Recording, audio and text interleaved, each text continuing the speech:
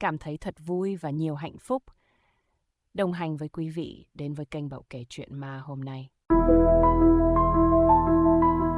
Chuyện ma, cái chết bí ẩn của cô giáo cũ. Buổi chiều tà, nhóm học sinh cũ tụ tập tại ngôi trường cũ, nơi đã ghi dấu bao kỷ niệm thời học trò.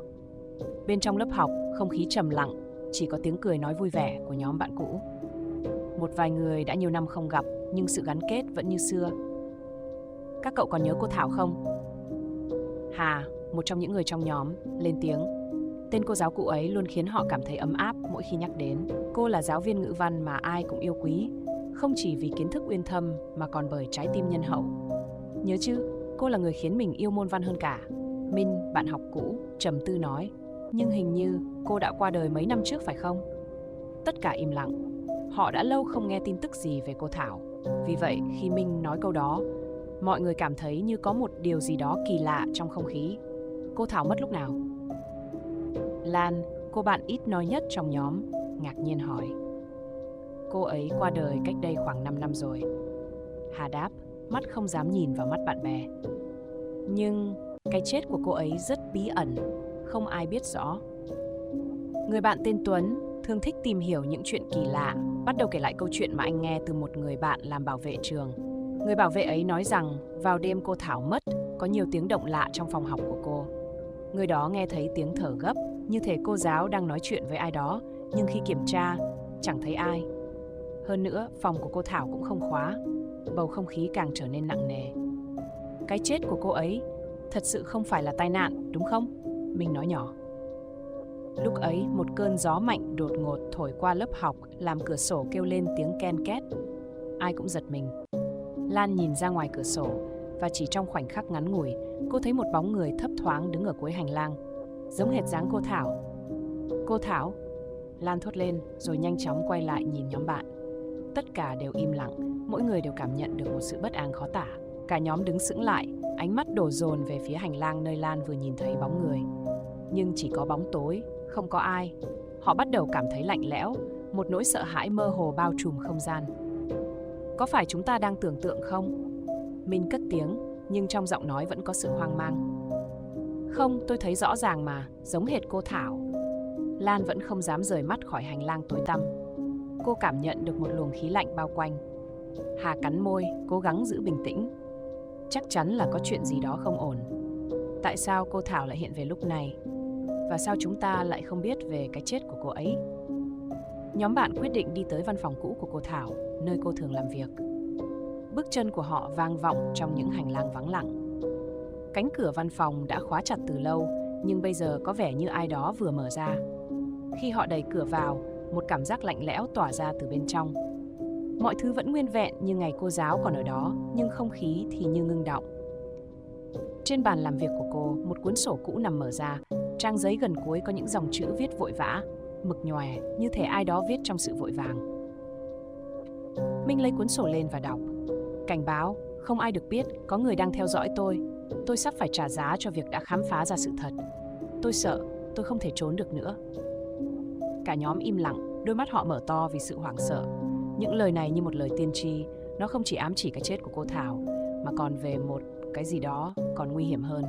Đằng sau cái chết ấy, cô ấy đã biết điều gì đó, phải không? Hà thì thào, như thể không dám tin vào những gì mình vừa đọc. Chưa kịp suy nghĩ thêm, một tiếng động lớn vang lên từ trong góc phòng, như thể có ai đó đang gõ cửa. Cả nhóm quay lại, nhưng chỉ thấy bóng tối im lìm. Cái gì đó đang theo dõi họ, và điều đó làm họ không thể thở nổi. Chạy đi! Tuân hét lên, kéo mọi người ra khỏi phòng. Nhưng khi họ quay lại, cánh cửa văn phòng đã tự động đóng sầm lại, như thể có bàn tay vô hình ngăn cản họ. Cái chết của cô giáo Thảo không phải là kết thúc, mà chỉ là sự khởi đầu cho một bí ẩn đen tối. Và nhóm học sinh này giờ đây phải đối mặt với những điều khủng khiếp mà họ không thể hiểu nổi. Cả nhóm không dám ở lại lâu trong ngôi trường cũ nữa. Tuy nhiên, khi họ vừa quay lại hành lang, đột nhiên ánh sáng từ những bóng đèn trên trần bắt đầu nhấp nháy, rồi tắt hẳn. Chỉ còn lại bóng tối bao trùm và tiếng bước chân rộn ràng của họ. Chuyện gì đang xảy ra vậy? Lan run rẩy, ánh mắt hoảng loạn. Minh lôi điện thoại ra, bật đèn pin. Ánh sáng yếu ớt chiếu sáng một góc hành lang, nhưng khi ánh sáng quét qua, nó dừng lại ở một cánh cửa nhỏ cuối hành lang mà họ chưa từng để ý đến trước đây. Cửa này, tôi chưa thấy bao giờ, Tuấn nói, giọng thấp như có điều gì đó kỳ lạ.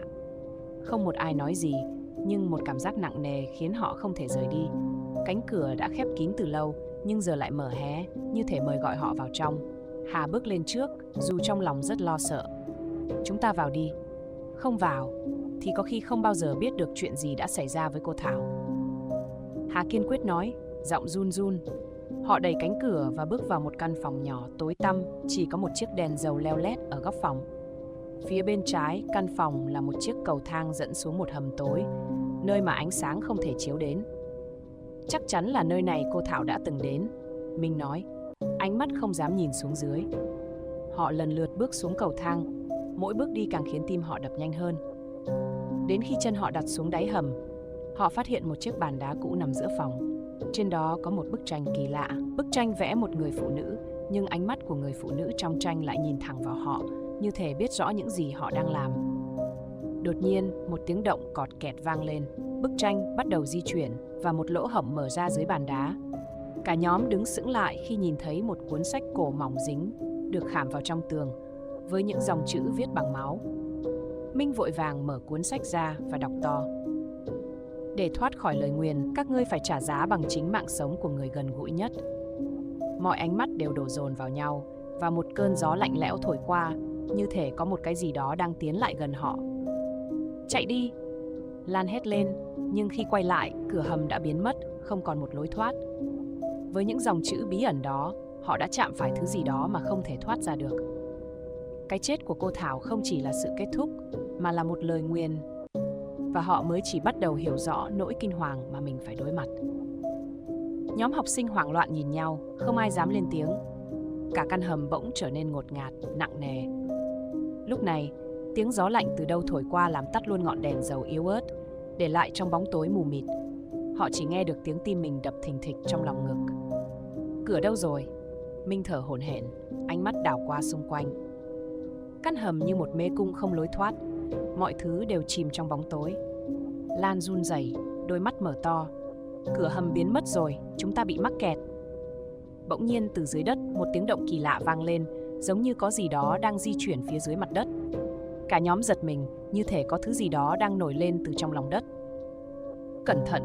Tuấn hét lên, nhưng khi anh còn chưa kịp nhảy ra, mặt đất đột ngột vỡ ra, một bàn tay nhợt nhạt từ dưới đất vươn lên, bắt lấy chân Minh.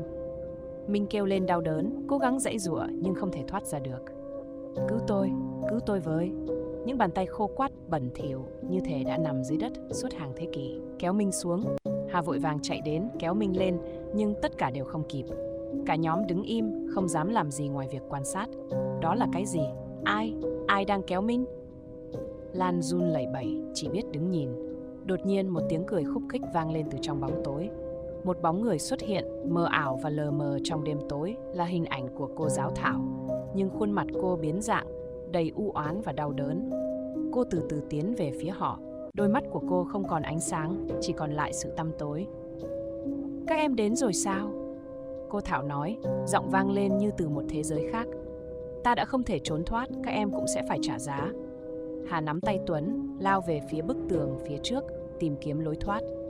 Nhưng ngay khi họ đến gần, một luồng gió mạnh thổi qua, khiến bức tường nứt ra, mở ra một lối đi. Nhóm bạn lao vào đó mà không kịp nghĩ ngợi, nhưng cánh cửa tự đóng sầm lại sau lưng họ. Chạy mãi, họ vẫn không thoát được. Cái chết của cô Thảo không chỉ là một lời nguyền mà là một cái bẫy. Và nhóm học sinh đã đi quá sâu vào trong, không thể quay lại. Bức tường đằng sau họ tự đóng sầm lại, tạo nên một tiếng vang rùng rợn, như thể ngôi trường đang nuốt chửng họ vào lòng. Không còn ánh sáng, không còn không gian an toàn. Họ chỉ còn lại bóng tối và những âm thanh lạ lùng quanh mình. Cả nhóm chạy cuống cuồng qua những hành lang tối tăm, không thể tìm ra lối thoát. Mỗi bước đi của họ như chạm vào một thứ gì đó vô hình, như có những bóng ma đang lởn vởn xung quanh. Lối thoát đâu rồi? Tuấn hét lên, mồ hôi vã ra, đôi mắt hoảng loạn. Chúng ta phải quay lại văn phòng của cô Thảo. Chắc chắn có manh mối gì đó, Hà nói, nhưng giọng cô run rẩy không kém. Khi họ quay lại phòng học cũ của cô Thảo, những tấm bảng đen đã bị vẽ đầy những dòng chữ đỏ như máu. Những chữ viết trông giống như lời nguyền, không ai có thể hiểu nổi. Một cơn gió lạnh thổi qua và ánh sáng yếu ớt từ chiếc đèn pin bỗng chiếu vào một cánh cửa nhỏ mà họ chưa từng thấy. Cánh cửa này, Lan lẩm bẩm, đôi mắt mở to. Có khi nào đây là lối thoát không? Cả nhóm nhìn nhau, không còn lựa chọn nào khác ngoài việc mở cánh cửa đó. Họ bước vào một căn phòng kín, tối tăm, không có bất kỳ đồ đạc gì ngoại trừ một chiếc gương lớn. Khi ánh sáng từ đèn pin chiếu vào gương, phản chiếu hình ảnh của họ, nhưng trong gương lại xuất hiện thêm một bóng hình lạ. Đó là cô Thảo, nhưng không phải là cô giáo mà họ từng biết. Hình ảnh trong gương là một cô Thảo đau đớn, ánh mắt đầy oán hận. Bàn tay cô đưa ra ngoài như thể muốn nắm lấy họ. Các em không thể trốn thoát đâu. Giọng cô vang lên từ gương, lạnh lùng và đầy ám ảnh. Mỗi người trong các em phải trả giá vì tội xâm phạm vào nơi này. Lan hét lên, định quay người chạy, nhưng đột nhiên một lực vô hình kéo cô lại gần chiếc gương. Bóng hình cô Thảo trong gương từ từ nhếch mép cười, rồi bàn tay của cô bỗng chốc kéo mạnh Lan vào trong gương. Không! Tuấn lao về phía Lan, nhưng anh chỉ chạm vào không khí. Lan biến mất, để lại đám bạn đứng bàng hoàng. Chưa kịp định thần, Minh la lên, chạy đi! Nhưng khi họ quay lại, cánh cửa đã biến mất. Họ lại bị mắc kẹt trong căn phòng lạnh lẽo, nơi mà không ai có thể thoát ra. Cái chết của cô Thảo giờ đây đã trở thành một cuộc chơi khủng khiếp, và nhóm học sinh này chính là những quân cờ trong một trò chơi không lối thoát. Trong cơn hoảng loạn, nhóm bạn tìm thấy một cuốn sách cổ trên bàn, khắc rõ lời giải cho lời nguyền. Chỉ khi máu của người sống được rót lên trang sách này mới phá vỡ được vòng tròn chết chóc. Hà không còn lựa chọn, quyết định cắt tay mình dưới máu lên sách. Ngay lập tức, cánh cửa hiện ra, ánh sáng từ ngoài chiếu vào. Nhưng khi họ lao ra, bóng hình cô Thảo xuất hiện lần cuối, cười vang trước khi biến mất vào hư vô. Lời nguyền đã được giải,